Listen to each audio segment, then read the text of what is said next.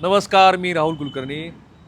महाराष्ट्राला, जगभरातल्या मराठी भाषिकांना नवीन वर्षाच्या हार्दिक शुभेच्छा. एखादं नवीन पुस्तक आलं की त्या पुस्तकाकडनं, भलेही ती कादंबरी असेल, पण त्या पुस्तकाकडनं वाचकांच्या त्यांचं तर वाचकांचं समाधान करावंच, पण महाराष्ट्राला काही प्रश्न जे पडलेले असतात त्याची उत्तरं पण मिळावीत अशी अपेक्षा असते. आणि आपले पानिपतकार साताऱ्यात जे अखिल भारतीय मराठी साहित्य संमेलन होतं आहे त्याचे अध्यक्ष श्री विश्वास पाटील यांचं 10च दिवसापूर्वी आसमान भरारी ही कादंबरी आहे ज्याचं प्रकाशन 10 दिवसापूर्वी झालं आहे. आणि म्हणून मी जेव्हा 5 राज्यामध्ये फिरून महाराष्ट्राला आमच्या कुवतीप्रमाणे छत्रपती शिवाजी महाराजांची जी आग्रा भेट आहे ती दाखवली, आणि तरीसुद्धा 2 प्रश्नाची उत्तरं देणं आम्ही टाळलं होतं, कारण आम्ही काही इतिहासकार नाही आहेत. त्या विषयातल्या तज्ज्ञांनी ह्या संदर्भात सांगावं असं माझं मत होतं. पण 3 अशा महत्त्वाच्या प्रश्नाची उत्तरं ह्या कादंबरीतनं मिळालीत असं मला वाटतं आहे. आणि ती काय उत्तरं आहेत ते जाणून घेण्यासाठी श्री विश्वास पाटील सरच आपल्यासोबत आहेत. सर, स्वागत आहे. नमस्कार. थँक्यू. पण असं आहे की फिक्शन आणि इतिहास लेखन याच्यात थोडासा फरक आहे, पण मी तुम्हाला असं मानतो की तुम्ही तशा अर्थाने इतिहास लेखकच आहात, कारण तुम्ही स्वतः संशोधन करता. हो, पण याच्यासाठी किती दिवस संशोधन? याच्यासाठी गेली 3 वर्ष मी अभ्यास करत होतो आणि त्यासाठी राजे ज्या जुन्या मार्गाने गेले त्या मार्गाने मी 2 वेळा जवळजवळ आग्र्याला जाऊन आलो, आणि येतानाच्या मार्गाने मात्र मी 3 वेळा गेलो गेल्या 1.5-2 वर्षामध्ये, आणि तो मार्ग पाहिला मी. म्हणजे जातानाचा जो छत्रपती संभाजीनगर, दौलपूर वगैरे असं हा, तो आहे चंबळच्या घाटीत. हो, चंबळच्या घाटीतून दौलपूरवरून जो पुढे जातो तो आहे. पण येतानाचा मार्ग जो आहे तो राजे आग्र्याहून सटकले आणि मग ते प्रयागला आले, आणि प्रयागवरनं बघेलखंड बुंदेलखंड करत यमुनेचं जे उगम स्थान आहे अमरकंटक तीर्थक्षेत्र, या अमरकंटकला ते जाऊन पोचलेले होते. याचं कारण मुख्य असं की या आग्रा मोहिमेतलं महत्त्वाचं वैशिष्ट्य म्हणजे स्वामी परमानंदांनी शिवभारत तर लिहिलेलंच आहे, पण स्वामी परमानंद एक ॲक्टिव्ह स्वामी होते. त्यांच्या स्वतःची 5,000 घोडी होती, 20-25 त्यांचे हत्ती होते. आणि आजसुद्धा नगर जिल्ह्यामध्ये जाऊन तुम्ही नेवाशाजवळ परमानंद खेडले नावाचं गाव आहे, त्या परमानंद खेडले नावाच्या गावामध्ये त्यांचा जो मठ आहे तो आजसुद्धा एखाद्या भुईकोट किल्ल्याएवढा मोठा आहे, आणि त्या ठिकाणी हत्ती बांधायचे वगैरे ठिकाणं आहेत.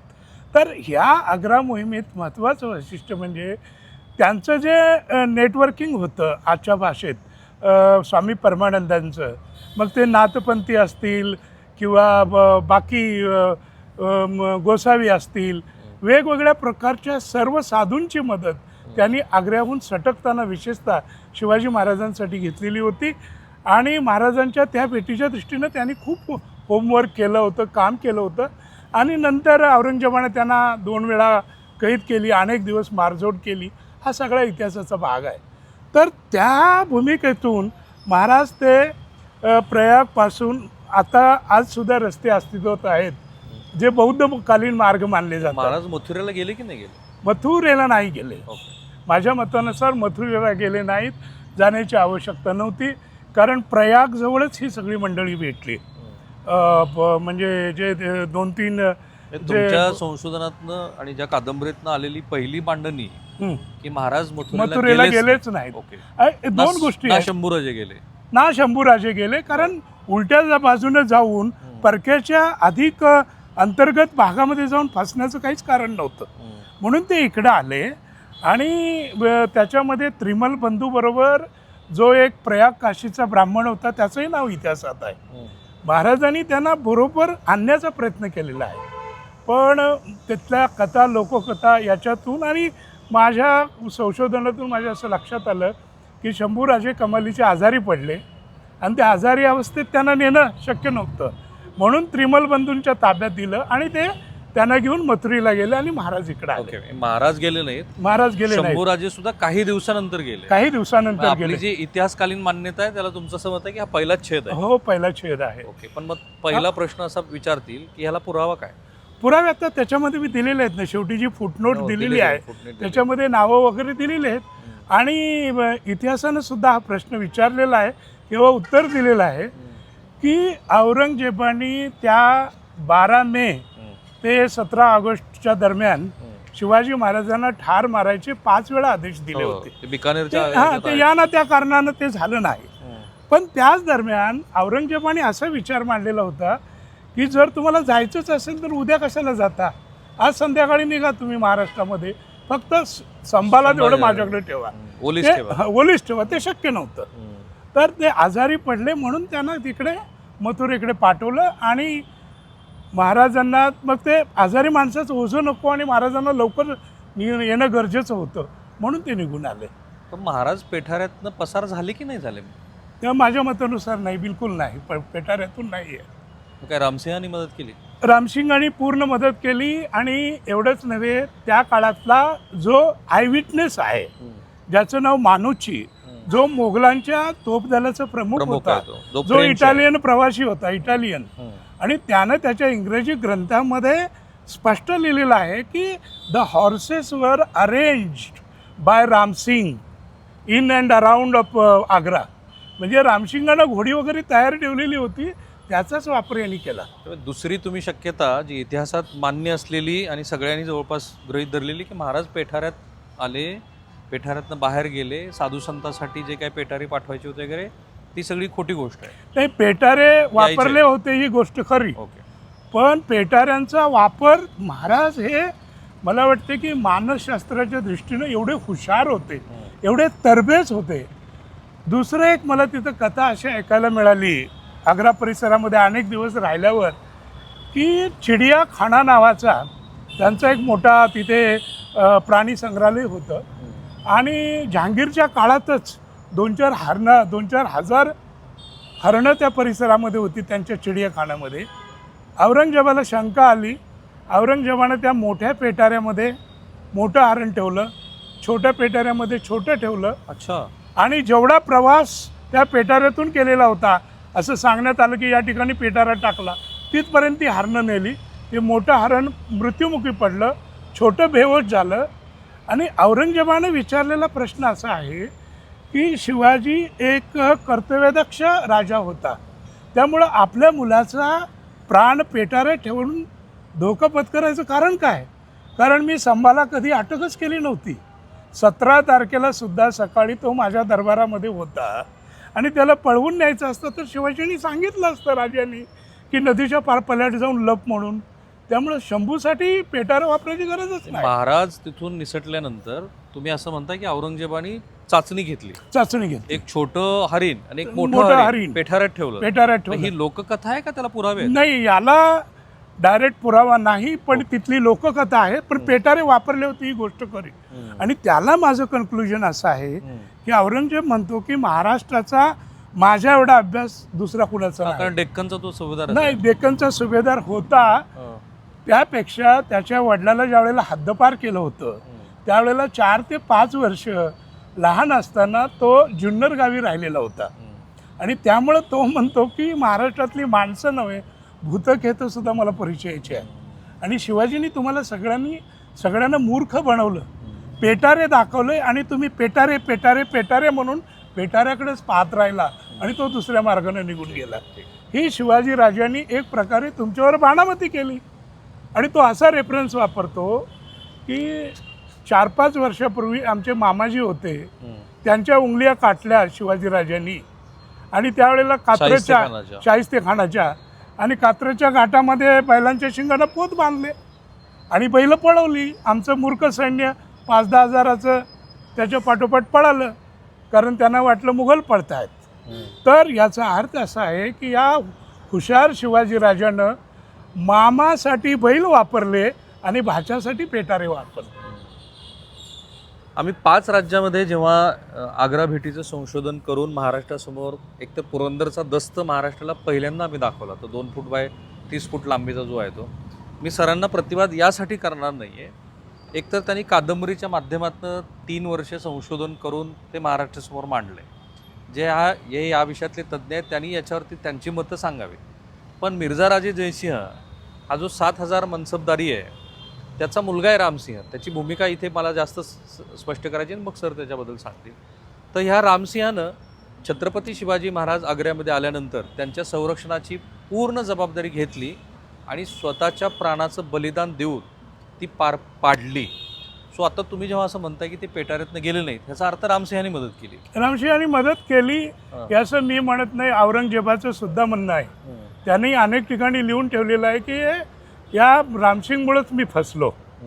त्यांनी लिहिलेलं आहे, मानुचींनी लिहिलेलं आहे आणि अनेकांचा इवन औरंगजेबाचे जे 4-5 मोठे इतिहासकार आहेत, भीमसेन, सक्सेना, कॉफी खान वगैरे, या सगळ्यांनी रामसिंगला जबाबदार धरलेला आहे. रामसिंग होता म्हणून शिवाजीराजे सटकले असं त्यांचं म्हणणं आहे. घडलं काय मग? महाराज कसे निसटले? महाराज म्हणजे त्यांनी पेटारे वापरले आणि त्यांनी जो त्यांचा गौरवर्ण होता त्या गौरवर्णाचा उपयोग करून अरबी किंवा पारसी असा एक घोडेस्वार आहे किंवा घोड्याचा खरारा करणारा एक सेवक आहे असं दाखवून घोडा घेऊन सर्वांच्या समोर निघून गेले. सगळ्यांच्या समोर जे पहारेकरी होते त्यांच्या समोर. आणि मग दाढी मिशा काढली महाराजांनी? नाही, दाढी मिशा काढलेल्या होत्या. दाढी मिशा नंतर काढल्या असाव्यात कदाचित, पण सर्वांच्या समोरून गेले. आणि औरंगजेबानं अनेकदा हेच लिहिलेलं आहे की भोवती कमीत कमी 2,000 पहारा असताना शिवाजी राजा गेला कसा, हेच त्याचं दुःख होतं. 2,000 लोकांचा वेढा त्या महालाभोवती असताना हा गेलाच कसा, हे गेलेच कसे, हे कोडं औरंगजेबाला सुद्धा आहे. आणि म्हणून औरंगजेब ह्या कन्क्लुजनला आला की रामसिंग आणि त्याच्या लोकांनी फंद फितुरी केली आणि म्हणून आपलं नुकसान झालं. 3 प्रश्नांची उत्तर आतापर्यंत तुम्ही दिलीत. एक म्हणजे रामसिंहाने मदत केली म्हणून महाराज निसटले, बरोबर. शिवाजी महाराज मथुरेला कधीच गेले नाहीत आणि 3 ते पेठाऱ्यातनं कधी निसटले नाही, बरोबर. हां, या तिन्ही प्रश्नांची उत्तरं ह्या कादंबरीमध्ये आहेत. ते बेस्ट सेलर लेखक आहेत, त्यामुळे त्यांच्या कादंबरीचं काही प्रमोशन करायचं कारण नाही, पण तरीसुद्धा ह्या मूलभूत प्रश्नांची उत्तरं ह्या कादंबरीत असल्यामुळं आणि 10 दिवसापूर्वी तिचं प्रकाशन झालेलं असल्यामुळं अध्यक्ष तर आहेतच साताऱ्यामध्ये. इथे आहेत स्टॉलवरती ही कादंबरी? हो आहे, येईल कदाचित. येईल. आणि मला एक सांगायचं की मी जे हे म्हणतो जे त्याचा साधार पुरावे काय आहेत त्याची 10-12 पानाची टिप्पण मी सेपरेट इथं दिलेली आहे. कादंबरी बरोबर दिलेली आहे आणि बरेचसे आणि याच्यात फोटोग्राफ पण आहेत. फक्त त्यांनी एक केलं नाही. मी त्यांना म्हणालो मुलाखत सुरू व्हायच्या आधी, तुम्ही तो जिथून महाराज आले तो मॅप टाकायला पाहिजे. पुढच्या आवृत्तीत टाकू, नकाशा टाकू. ठीक आहे. तो हे कादंबरीतला महत्त्वाचा भाग. पण महाराज मथुरेत गेले नाहीत. मग आग्र्यातनं ते कुठे गेले पहिल्यांदा? आग्र्यानंतर ते पहिले प्रयागकडे गेले आणि प्रयागनंतर मग ते बदेल खंडाकडून अमरकंटकला गेले. अमरकंटक नंतर ते पुढे म्हणजे खाली पुन्हा दक्षिणेत याच्याकडे चालले. मेढक नावाचं ठिकाण आहे. बस्तरवरून खाली आले, मेढकला गेले. छत्तीसगड मधलं छत्तीसगड आहे. नाही, मेढक याच्याजवळ येतं, भागानगर जवळ येतं. फायनली ते मेढक जवळ गेले. म्हणजे झारखंडमध्ये पूर्वी ब्रिटिशांच्या काळात डाल्टनगंज नावाचं ठिकाण होतं, त्याला मेदिनी नगर म्हणतात. आणि पूर्वापार त्याचं सुंदर नाव आहे पलामू. या पलामूचा राजा होता. त्या पलामूच्या राजा मेदिनी राय याने शिवाजी महाराजांना मोठी मदत केली.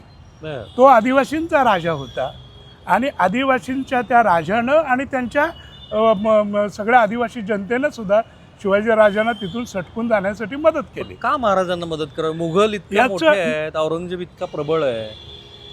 हो ना, औरंगजेबाच्या काळामध्ये अशी काही राज्य होती की औरंगजेबाच्या प्रभावाखाली आली नव्हती. ती इंडिपेंडंटली बंडखोर म्हणून राहत होती. तर हे जे पलामूचं राज्य आहे हे ऐन जंगलामध्ये आहे. आज सुद्धा प्रचंड जंगल आहे तिथं. आणि त्या जंगलाचा वापर करून ते औरंगजेबाला दाद देत नव्हते, औरंगजेबाला लगाम देत नव्हते, औरंगजेबाला विचारत नव्हते. तर औरंगजेब विरोधी भारतामध्ये कोण कोण आहेत, कुठं कुठं आहेत याचा शोध आणि याचा अभ्यास छत्रपती शिवरायांचा आधीपासूनच होता. आणि त्याच कारणातून हे आमचे परमानंद स्वामी वगैरेच्या साह्यानं ते मेदिनी नगरपर्यंत पोचले. आज जर तुम्ही मेदिनी नगरला गेला तर तिथे एक सुंदर अशी नदी वाहते. मोठी नदी आहे ती, त्या आदिवासी झारखंड राज्यातली. आणि त्या नदीच्या काठी शिवाजी मैदान म्हणून सांगितलं जातं. तिथे आहे त्याला शिवाजी मैदानच म्हणतात. तुम्ही गेलात तिथे? मी गेलो, मी पाहिलो, त्याचा फोटो लावलाय. बघूया किती त्याचं मोठं साधारणतः एक 10-12 एकरचं मैदान आहे ते. 10-12 एकर मोठं मैदान आहे ते. हे आहे ते बघा. हे मी म्हणून म्हणालो की मी प्रतिवाद करणार नाही. त्यांचं जे काही मत आहे ते महाराष्ट्रासमोर संशोधनांती आलेलं असल्यामुळं ह्या 3 प्रश्नाची जर उत्तरं मिळत असतील तर आम्हाला आनंदच आहे. तर हे शिवाजी मैदान आहे. त्याला शिवाजी SHIVAG असं शिवाजी मैदानच म्हणतात. तुम्ही याचा शोध घेतला का की हे शिवाजी नाव आलं केव्हापासून? मी केले ना. ते सांगतात की गेली 200-300 वर्ष तसंच आहे. आणि फक्त शिवाजी नव्हे, मराठवाडी किंवा मराठा नगर अशा अर्थाची मराठा या नावावरून 2-4 गावं आहेत तिथे. पलामूच्या बाजूलाच आहेत. पलामूच्या बाजूलाच आहेत. आणि तो जो किल्ला आहे त्याच्यात दाखवलेला हा झारखंडचा किल्ला, पलामूचा किल्ला. हा पलामूचा किल्ला आज सुद्धा निबिड अरण्यात आहे. तर इथून शिवाजी महाराज आलेले होते. या पलामूच्या किल्ल्याचं वैशिष्ट्य असं की गेली 30-35 वर्ष तो नक्षलवाद्यांच्या ताब्यात होता, पलामूचा किल्ला. पण मग ह्याला पुन्हा तोच प्रश्न की याला ऐतिहासिक पुरावे काय? याला ऐतिहासिक पुरावे असा की जो दाऊद खान आहे, जो औरंगजेबाचा इतिहासकार आहे. नाही, दाऊद खान हा एक इंडिपेंडंट मोठा सरदार होता. आणि तो दाऊद खान हा शाहिस्ते खानाचा भाचा होता. आणि त्यामुळे शिवाजी राजा कदाचित त्या बाजूनं पळून गेले असतील महाराज, म्हणून औरंगजेबानं दाऊद खानला त्या एरियामध्ये पाठवलेलं होतं. आणि दाऊद खाननं पलामूवर त्यावेळेला हमला केलेला होता. आता याच्यामध्ये ॲक्च्युअल डॉक्युमेंट्स जरी मिळत नसले तरी औरंगजेबाचे जे 4-5 मोठे इतिहासकार आहेत ज्यांनी त्या काळाबद्दल 400-400, 500-500 पानं लिहून ठेवलेलं आहे, त्या सर्वांनी एकजात ह्या झारखंडच्या बाजूनच शिवाजी महाराज दक्षिणेत गेले असं लिहून ठेवलेलं आहे.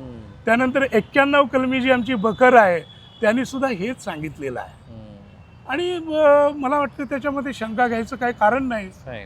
कारण असं की अदरवाईज एका बकरीमध्ये असा उल्लेख आहे की 2 लाख फौज शिवाजी महाराजांच्या शोधासाठी बाहेर पडलेली होती. त्याच्यामध्ये तथ्य आहे. कारण औरंगजेबाची एकूण फौज ही काबूल, कंदार, लाहोरपासून बंगालपर्यंत 10.5 लाख होती. आणि शिवाजी महाराज हे मोठं आव्हान होतं त्याच्यासाठी. आणि त्यामुळे शिवाजी महाराजांना पकडण्यासाठी तो काही करू शकत होता. त्यामुळं जाणीवपूर्वक महाराजांनी अत्यंत हुशारीने असा रस्ता पकडला. मी या कादंबरीचा शेवट करताना असा केलेला आहे की जिजाऊ साहेब म्हणतात की अरे बाळराजे, आपण त्या 10.5 लाख शस्त्र संभाराला गुंगारा देऊन दक्षिणेत आलातच कसे?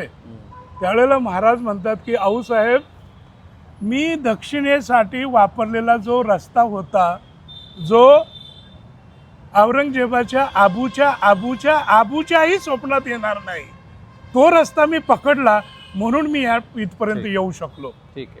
तर माझी एक शंका आहे म्हणून की आम्ही जेव्हा ह्याच मार्गाने प्रवास करत आग्र्याला गेलो, दौलपूर चंबळच्या घाटीतनं, तर मला असंच वाटलं की ज्या दिवशी महाराज आग्र्यातनं निसटलेत त्याच्यानंतर औरंगजेबाला प्रत्यक्षात लक्षात यायला बराच काळ गेला. मी काहीतरी तास निघून गेलेले आहेत. ठीक आहे. त्यानंतरची फरमानं महाराष्ट्राला आम्ही दाखवली, जी बिकानेरच्या ह्याच्यात लिहिलीत त्याने की जिथं सापडतील तिथं.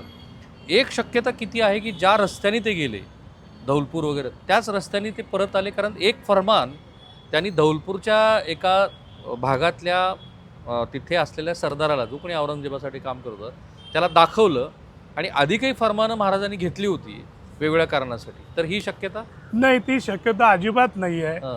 कारण त्या काळामध्ये ज्या आग्र्यापासून दक्षिणेपर्यंत ज्या नद्या होत्या त्या प्रत्येक नद्यावर पहारे होते. त्या प्रत्येक नदी क्रॉस करताना, नदी पार करताना एक दस्तक नावाचा परवाना लागायचा. आणि त्यामुळं एवढ्या लांब येऊन धोक्याच्या रेषेत जायचं त्यांना काही कारण नव्हतं. महाराजांनी तो धोका पत्करला नाही, कारण अनेक ठिकाणी त्यांची पाहणी झाली असते. आता जे तुम्ही सांगितलेला प्रसंग आहे, दस्तक घेतला नाही, त्याच गावामध्ये मी जाऊन आलो. ते धौलपूरच्या जवळचं गाव आहे. तर तिथे सिंध नदी नावाची नदी वाहते, समोर छोटी नदी आहे, तिचं नाव पण सिंध आहे. तर त्यांनी आम्ही शिवाजी आहोत असं त्यांना सांगून चकमा दिला, पण पलीकडे सिंध नदी क्रॉस करून ते लोक तिकडे गेले. आपण जरा महाराजांना वंदन करूया चला. हा तिकडे गेले. तिकडून ते सिंध नदी क्रॉस करून पुन्हा ते प्रयागकडे गेले. तर तुम्ही ही जी शक्यता आहे ती पूर्ण आता फेटाळत आहात की असं नाही झालेलं? नाही आणि म्हणजे आता तुम्ही ह्या प्रश्नाचं पूर्ण उत्तर देत आहात की महाराज जे आले ते प्रयागराज, भागानगर म्हणजे हैदराबाद मार्गे पंढरपूर आणि पंढरपूरहून राजगडावरती आले. हा पंढरपूर बरोबर ना? हो. बरं, मग आता आणखीन एक महत्त्वाचा प्रश्न आहे, तो म्हणजे महाराज 28व्या दिवशी किंवा 30व्या दिवशी राजगडावरती आले आणि जिजाऊनी ते आले म्हणून गडावरती तोफा उडवल्या.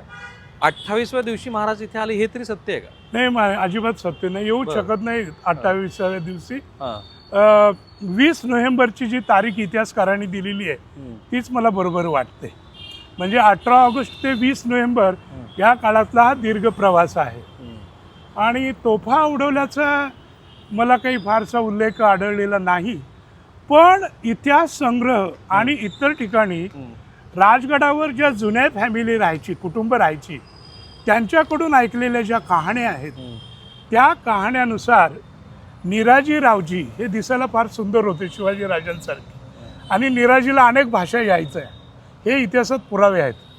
तर निराजी रावजी आणि शिवाजी महाराज हे संध्याकाळी राजगडावर पोचले. आऊसाहेबांची प्रकृती त्या दिवशी बरी नव्हती. त्यांनी तिथं कीर्तन भजन करायला सांगितलं आणि मग ते परवानगी मागितली. मग बाले किल्ल्यावर परवानगी देण्यात आली. पण ती मंडळी एवढं अवीट गात होती की जिजाऊसाहेब तिथून उठून आल्या आणि कोण एवढं गात आहे म्हणून कौतुकानं त्या तरुण गोसाव्याकडे गेल्या आणि त्याचे पाय धरू लागले. त्यावेळेला महाराजांच्या डोळ्यात अश्रू आले आणि ते म्हणाले, मातोश्री आम्हाला का लाजवता तुम्ही? तर गोसाव्याच्या रूपामध्ये ते आले होते आणि पहिलं आऊसाहेबांना भेटण्यापूर्वी त्यांनी कीर्तन केलेलं होतं. ते कीर्तन खूप विहंगम होतं. अशा आठवणी इतिहास संग्रहामध्ये 100 वर्षापूर्वी रेकॉर्ड केलेल्या आहेत आणि त्या आधीच्या आहेत त्याच्यामध्ये. पण ह्या पण नोंदी आहेत की गडावरती तोफा वाजवल्या. पण महाराज आग्र्यातनं निष्ठत असताना महाराजांसारखीच शरीरयष्टी असलेले तिथे झोपले होते. हो, आणि त्यांनी चकमा दिल्या. हे खरं आहे? हे खरं आहे. तो तुम्हाला असं दिसलेला काय, तुमचं काय त्याच्याबद्दलचं आकलन आहे? कशाबद्दल? महाराज निष्ठत असताना तिथे महाराजांच्याच पलंगावरती किंवा काय जे असेल. अहो, याच्यामध्ये दुसरी एक घटना घडलेली की 23 जुलैला औरंगजेबाला कुठलाही शौक नव्हता. पण औरंगजेबाला एक नाद होता, तो शिकारीचा. आणि 23 जुलैला औरंगजेब 5 दिवस शिकारीला गेलेला होता. आणि त्या 5 दिवसात नेमके परमानंद स्वामी भेटायला आलेले होते आणि त्यांच्या भेटीची परवानगी शिवाजी महाराजांनी मागितली होती. हे तुमचे बिकानेर, जयपूरची दप्तरच सांगतात. तर त्यावेळेला महाराजांनी पहिला सटकून जाण्याचा प्रयत्न केलेला होता. पण औरंगजेब हुशार असल्यामुळं त्यानं त्याच्यावर पूर्णपणे लक्ष ठेवलेलं होतं आणि कदाचित ही भेट भेटीमध्ये काहीतरी गडबड होईल आणि आपल्यावर शेकेल म्हणून रामसिंग पण शिकारीमध्ये प्रसिद्ध होता. रामसिंग औरंगजेबाबरोबर बाहेर पडला आणि आपल्या माघारी शिवाजी महाराजांची काळजी कोणी घ्यायची त्या दोघांची नावंसुद्धा त्यांनी लिहून ठेवलेली आहेत. ते डॉक्टर माथुरनी आपल्या ग्रंथात लिहिलेलं आहे. त्याचे पुरावे आहेत. बिकानेर संस्थानचे, राजस्थान गव्हर्नमेंट कोटाचे अभिलेखागारचे हे प्रमुख.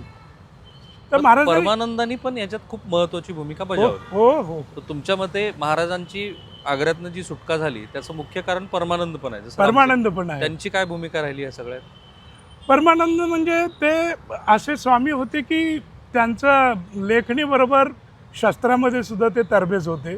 म्हणून तर 4-5 हजार घोडी होती त्यांची. आणि त्यांचं सगळीकडं आधुनिक भाषेत बोलायचं तर हिंदुस्थानभर नेटवर्किंग होतं. म्हणजे नाथपंथी साधू असतील किंवा दुसरे बैरागी असतील, ह्या सगळ्या नेटवर्किंगचा उपयोग शिवाजी महाराजांच्या सुटकेमध्ये वाटा दाखवण्यासाठी वाटाडे म्हणून त्यांनी केलेले होते. कारण असं आहे की शिवाजी महाराज ज्यावेळेला सटकले त्यावेळेला ते दिसायला एवढे देखणे होते, जरी दाढी काढली तरी, की ते लपून राहायचं नाही. आणि त्यामुळं जंगलामधून पुढं दौड करताना ते घोडी वापरायचे. मोठं शहर आलं की पायानं ते चालत जवळून जायचे, घोडी दुसऱ्या बाजूला जायची. तर अशा पद्धतीनं एक मोठं प्लॅनिंग, मोठा आराखडा केलेला आहे. जो परमानंदनी केला. ज्याच्यामध्ये परमानंदचा मोठा भाग आहे, सहभाग आहे. ह्याला फिक्शन म्हणायचं का इतिहास लेखन म्हणायचं? हे बघा, मी इतिहासावर आधारलेल्या कादंबऱ्या लिहितो. ते तर याचं कारण असं की नाहीतर मी जर नाही हिस्ट्री बुक लिहिलं असतं तर ते ग्रंथालयातच राहिलं असतं. मला जे सांगायचं ते लोकांपर्यंत पोहोचायचं. पण मी ज्या शक्यता वापरल्या त्याचे पुरावे पण शेवटी दिलेले. याच्यात तुमचा पूर्ण कल्पना विलास नाहीये तुमचा? नाही बिलकुल नाही. तसं तुमचं म्हणणं आहे की ह्याला पूर्णपणे एक ऐतिहासिक कागदपत्रावर आधारित अशी कादंबरी की जिला ऐतिहासिक मूल्यपूर्ण आहे. जे इतिहासाचे पॅरामीटर्स असतात साधारणपणे ऐतिहासिक दस्त कशाच्या आधारावरती तपासावेत, तर ह्याला पूर्ण त्याचा आधार आहे. त्यामुळे उद्या असं कुणी म्हणू नये की तुम्ही नाही अहो, ह्या आग्रा भेटीच्या बाबतीत अनेकांनी संशोधन केले. अगदी ग्रँट डब पासून सगळ्यांनी या विषयावर अभ्यास कन्क्लुसिव्ह असं उत्तर कोणी दिलं नव्हतं जे तुम्ही दिलेलं आहे. हो, मला माझं उत्तर, मग तुम्ही 4 शक्यता महाराष्ट्रासमोर ज्या होत्या त्या 4हीची उत्तरं आज तुम्ही दिलेली आहेत. त्यामुळे तशा अर्थाने जे महाराष्ट्राच्या मनात मी दिलेले पुरावे आपण ताडू पण शकता ना, म्हणून त्याचे पेज नंबर पण मी टाकलेले आहेत की बाबा शिकारीला गेला असताना कोणाकोणाकडे जबाबदारी सोपवली, पत्राचा क्रमांक आहे, तारीख आहे आणि किती तारखेपासून किती तारखेपर्यंत गेले. जे मराठा गाव आहे तिथे किती गाव आहेत तशी मराठी? ती 2-3 गाव आहेत, छोटी गाव आहेत. तिथं काही मराठी भाषिक आहेत? नाही, मी आता नाही कोणी मराठी. कारण बंगळुरूच्या शेजारी पण तशी बरीच मराठा गाव आहेत, पण ती शहाजीराजेंची निगडीत आहे. 50-50, 60 गाव आहेत बेंगलोरकडे. तर पण ते सगळे त्यांचं आडनाव पवार जाधव असलं तरी मराठी कोणाला येत नाही. ते बहुतांशी कन्नडच बोलतात. सरांनी ही मुलाखत सुरू व्हायच्या आधी एका अतिशय वेगळ्या अशा व्यक्तिमत्वाबद्दल आमची चर्चा झाली. शिवाजी महाराज तिथे आहे, कारण मी पण 6-7 वर्षापूर्वी केलेला तो प्रकल्प होता, ती डॉक्युमेंटरी होती. त्यामुळे आता बरेचसे संदर्भ थोडेसे दुसरे आहेत. त्यामुळे मला माझ्याकडनं काही संदर्भ चुकले, मगाशी 1-2 चुकले, ते सरांनी करेक्ट केले. असं आहे की महाराजांना लक्षात आलं की आपण वेड्यात पडलो. आता त्या वेड्यातनं सुटका करून घ्यायची असेल तर काय करायला लागेल, तर दरबार फोडावा लागेल. आणि मग महाराजांनी 60 लाखाचं कर्ज घेतलं, ती हुंडी घेतली आणि मिर्झाराजे जयसिंहाच्या माणसाला ती बीड जिल्ह्यातल्या धारूर इथं त्या हुंडीच्या बदल्यामध्ये पैसे दिले, असं मला तेव्हा आठवतंय मी जे केलं. आता ह्या 60 लाखाचा उपयोग करून महाराजांनी संपूर्ण दरबार फोडला. काही मंडळींनी त्याला लाच वगैरे असे शब्द वापरले. मधल्या काळात त्याच्यावरती बराच वाद प्रतिवाद झाला. माझ्या मते तो दरबार फोडला. ती चाणाक्ष नीती होती आणि त्या चाणाक्ष नीतीमध्ये महाराजांना कोणी मदत करावी, तर औरंगजेबाचा असलेला दिवाण आणि औरंगजेबाची सख्खी बहीण की जी कोणे एकेकाळी शिवाजी महाराजांच्या जीवावर उठलेली आहे, तर त्या बहिणीचं छायाचित्र आणि मग महाराजांच्या त्या सगळ्या मोहिमेमध्ये ह्या बहिणीची पण काय भूमिका राहिली ही आहे जहानारा बेगम. बरं, ती स्वतः खूप वास्तुकलेतली निपुण आहे, व्यापार चांगली करते, तिच्यावर त्या औरंगजेबाचं प्रेम पण आहे.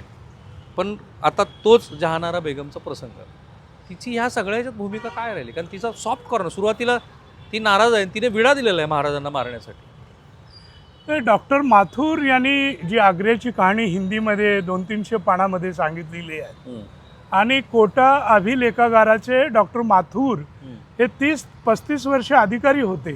त्यांनी संशोधन केलंय आणि त्यानुसार ही जी जहानारा बेगम आहे हिने शिवाजी राजांना भाऊ समजून मदत केलेली आहे.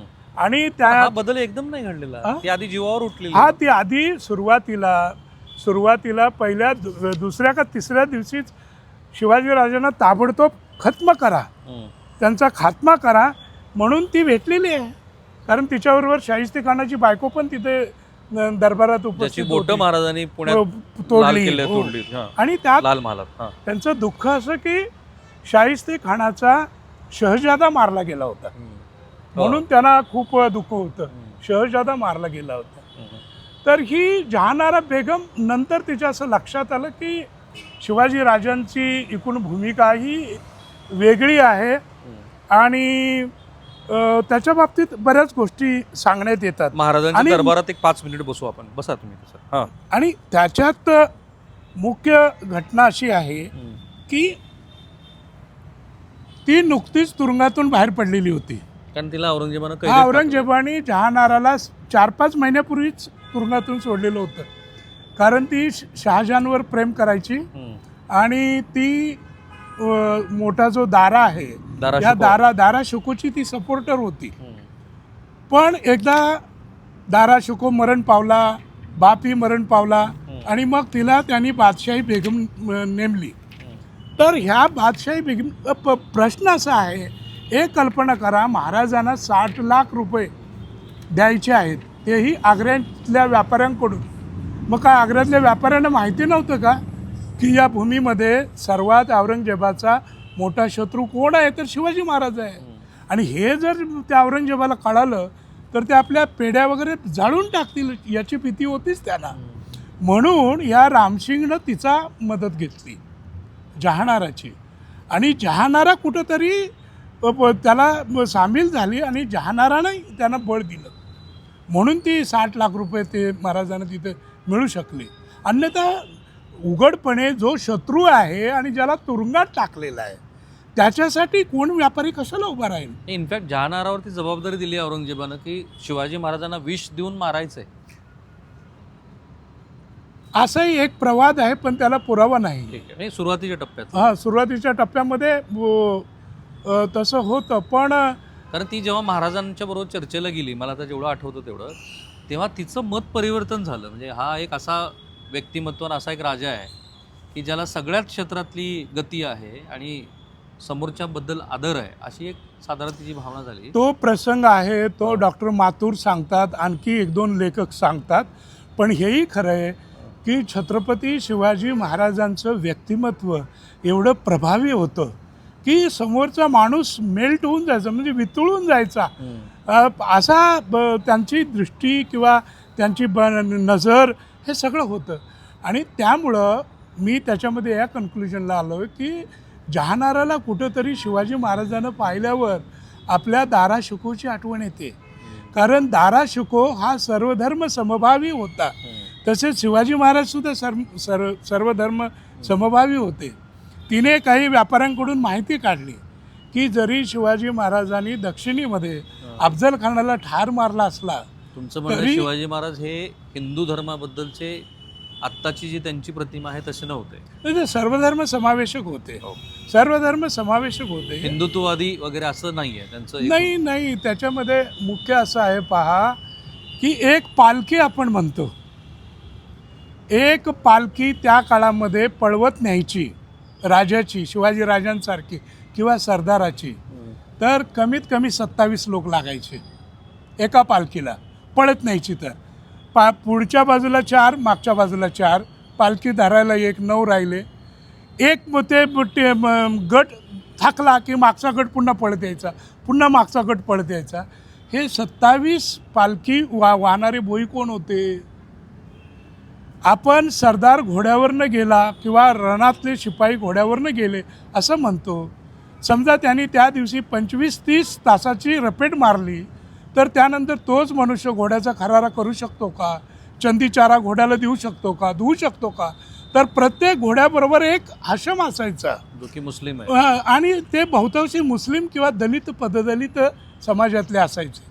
आणि 10,000चे नियम असा होता त्यावेळेच्या युद्धशास्त्राचा की जेवढे घोडेस्वार तेवढे हाशम पाहिजेत. नसले तरी गेला बाजार, 1,000 जर घोडेस्वार असले तर 700 तरी हाशम पाहिजेत. मग हे 700 हाशम होते कुठले? हे दलित पददलित मुस्लिम. त्याच्यानंतर तोफांचे जे गाडे होते, ते तोफांचे गाड्यांची व्यवस्था कोण बघणार? त्या बैलांची व्यवस्था कोण करणार? आपण साधा प्रश्न लक्षात घेत नाही की एका घोड्याला पाणी लागतं किती, आणि रपेटीमध्ये सर्व ठिकाणी पाणी मिळत नव्हतं, तर घोड्याच्या पोटात एवढं पाणी द्यायचं कोण? तर ते भिस्ती होते, ज्यांच्याकडे रेडे होते. म्हणजे एका भिस्ती कोण होते? हे बस्ती हेच मुख्यतः म्हणजे आपल्याकडे चांभार, ढोर आणि इतर मुस्लिम जाती हे असे भिस्ती होते. हे भिस्ती म्हणजे जर 1,000 घोडी असली तर कमीत कमी 300 भिस्ती असायचे. हे होते कोण? तर महाराजांना त्याची जाणीव होती की हे हिंदवी स्वराज्य फक्त मर्द मावळ्यांचं किंवा पवित्र ब्राह्मणांचं नसून ते सर्व समाजाचं आहे, याचं भान महाराजांना होतं. मुसलमानांचं पण होते ना त्यांच्यावर. आताची जी मांडणी होतीये की महाराज हे फक्त हिंदू आणि हिंदुत्ववादी असे राजे होते, आता तो त्यांचा प्रश्न आहे, जे मान्य करतात ते. पण तुमच्या मते तसं नाही. आम्हाला जे इतिहास सांगतो ते असं, उलट शिवाजी महाराजांना जीवनामध्ये अनेक वाचवणारा रुस्तुमे जमा होता विजापूरचा, जो रणमस्त खानाचा तो मुलगा, त्याने अनेकदा शिवाजी महाराजांना वाचवलेलं आहे. नेताजी पालकरला एकदा वाचवलेलं आहे. नेताजीच्या पाठीशी 14 सरदार लागले होते, शाहिस्ते खानानं पाठवलेले. त्याला परांड्यापासून विजापूरपर्यंत पळवून नेलेलं होतं. पण तो रुस्तुमे जमा आला आडवान, म्हणाला मी बघतो, आणि त्यांनी ॲक्च्युली त्यांना पालखीत घालून महाराजांकडे पाठवून दिलेलं आहे. नेताजी पालकर. नेताजी महाराजांच्या बद्दल तुम्ही म्हणालात ते महाराजांच्या बाबतीत पुरावा आहे. ज्या वेळेला शिवाजी महाराजांनी अफजल खानाचा कत्ल केला, अफजल खानाला मारला, त्यावेळेला शिवाजी महाराजांच्यावर आरोप झाला. काय आरोप झाला? की शिवाजी जंगल का चुहा आहे, रणमैदानातली लढाई ते लढू शकत नाही. याचं उत्तर शिवाजी महाराजांनी 1.5 महिन्याच्या आत दिलं. 10 नोव्हेंबरला अफजल खानाला मारला, आणि लगेच पुढच्या महिन्यात 28 डिसेंबरला कोल्हापूरच्या कागलजवळ विजापूरकरांची 10,000ची फौज होती. त्या 10,000 फौजेवर हल्ला चढून महाराजांनी त्यांचा पराभव केला. आणि शेवटी रुस्तुमे जमा आणि 5-6 सरदार असे समोरून निघाले. त्यावेळेला शिवाजी महाराजांच्या सरदारांनी झेप घेतली की हा शत्रू आहे, याला पकडूया. तर महाराजांनी सांगितलं नका पकडू त्याला. आणि तो रुस्तुमे जमा घोड्यावरनं बसताना हसून असा महाराजांकडे बघत गेला. त्या रात्री महाराजांनी सांगितलं सैनिकांना, आपल्या लोकांना, की तो माझा भाऊ आहे, भावासारखं तो विजापुरात माझा त्याचा जवळचा परिचय होतो, तो माझा भाऊ आहे, आणि तुम्ही त्याची हत्या केली असती तर अघटित घडलं असतं. आणि हा संपूर्ण प्रसंग इतिहासामध्ये आहे, जो परमानंद स्वामींनी उत्तम काव्यामध्ये आपल्या शिवभारतमध्ये लिहिलेला आहे. असे अनेक प्रसंग आहेत. आत्ताची अध्यक्षांनी केलेली मांडणी ही आता सर्वसमावेशक छत्रपती शिवाजी महाराज अशी आहे. तर त्या मांडणीवरती ऐतिहासिक पुराव्याच्या आधारावरती तुम्ही प्रतिवाद करू शकता. अलीकडची परंपरा बघता प्रतिवादाची सुद्धा भूमिका घेत असताना आपण काय करतोय असा विचार पडावा असा. पण बेगम आपण महाराजांच्या संदर्भात ते राहिलंच, औरंगजेबाच्या बहिणीचं कॉन्ट्रीब्युशन, जहानारा मोठं कॉन्ट्रीब्युशन. शेवटी तिनेच महाराजांना मोठी मदत केलेली आहे. तिनेही मदत केली. म्हणजे महाराजांना काय आहे की तो खऱ्या अर्थी ते दृष्टी पुरुष होते. त्यांना माहिती होतं की हा फार मोठा प्रसंग आहे. नेताजी पालकर पुरंदरच्या लढाईनंतर हातापाया पडत होता आणि सांगत होता महाराजांना की तिकडे नको जायला, तुम्ही आग्र्यात जाल तर फसाल. पण तरीही महाराज गेले, आणि इथून निघतानाच आपल्याला सटकून कसं येता येईल या दृष्टिकोनातून, ज्याला आपण प्रिपरेटरी वर्क म्हणतो, पूर्वतयारी त्यांनी केलेली होती.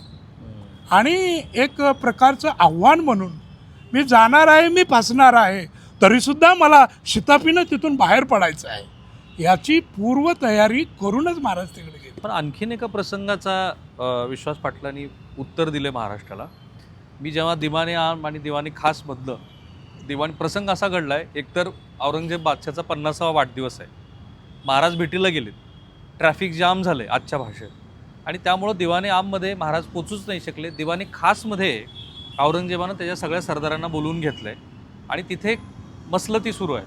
मसलती सुरू असल्यानंतर महाराज तिथे गेले, आणि 7,000 मनसबदारी, जी औरंगजेबाच्या बादशहाच्या दरबारातली सगळ्यात मोठी मनसबदारी, तिथे महाराजांना उभा न करता मागे उभा केला. आणि मग जो ज्ञात असलेला महाराष्ट्राला प्रसंग आहे. पण विश्वास पाटलांचं वेगळंच मत आहे ह्या संदर्भात. ते तर घडलंच आहे, पण त्याच्या आधी तुम्ही म्हणत आहात की महाराजांना कुर्निसात करायला लावला. तो जरा सांगा. आपल्याला नेहमी असं वाटतं की महाराजांना 5,000 मनसबदारामध्ये उभं केलं म्हणून महाराज चिडले. ही वस्तुस्थिती आहे.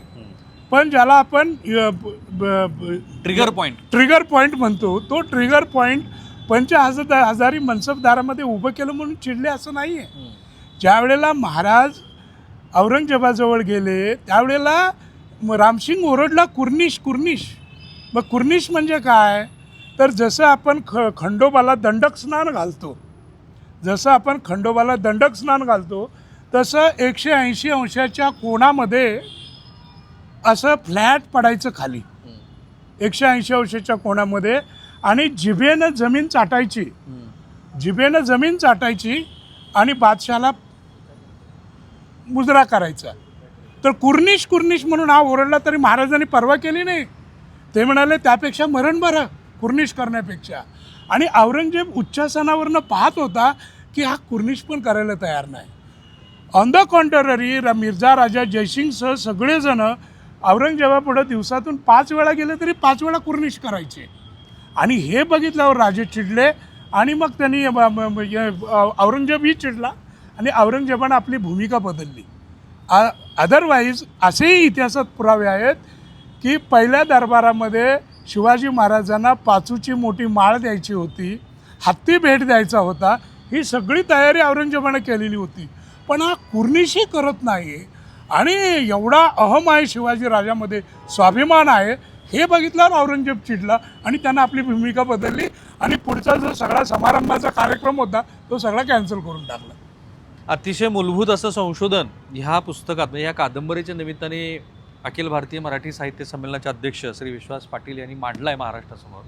माझी महाराष्ट्राला विनंती आहे, नेहमीप्रमाणे सरांच्या ह्या पुस्तकाला तुम्ही भरभरून प्रतिसाद द्यालच, पण ह्या संशोधनाबरोबर याची व्यापक चर्चा व्हायला आहे.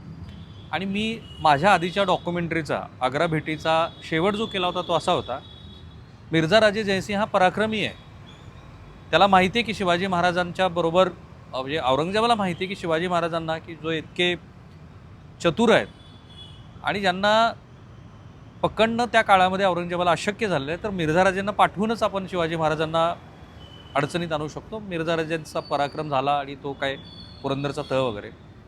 पण अशा मिर्झा राजेचा जो शेवट आहे तो काय आहे, तो शेवट जर तुम्हाला बघायचा असेल तर बुरहानपूरच्या जवळ मिर्झा राजेची जी छत्री आहे, समाधी आहे, तिथे जा आणि त्याबद्दलचं उत्तर शोधा.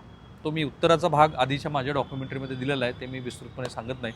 सर धन्यवाद, तुमचे खूप खूप आभार. धन्यवाद. आणि तुमच्या पुढच्या वर्षभराच्या कारण मराठी साहित्य जगतात आणि मराठी अभिजात मराठी भाषेच्या संवर्धनासाठी तुम्ही जे काही काम कराल त्याबद्दल आम्हाला पूर्ण विश्वास आहे. धन्यवाद. खूप खूप आभार आहे. माझा सहकारी राहुल तपासे आणि कॅमेरामन निकेतन मानेसह मी राहुल कुलकर्णी, NDTV मराठी, सातारा.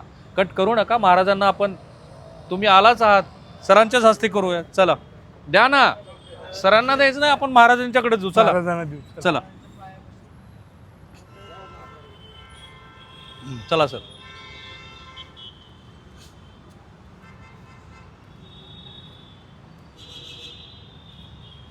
सरांच्या हातात द्या. सर घ्या. धन्यवाद. नाही, आपण अर्पण करू.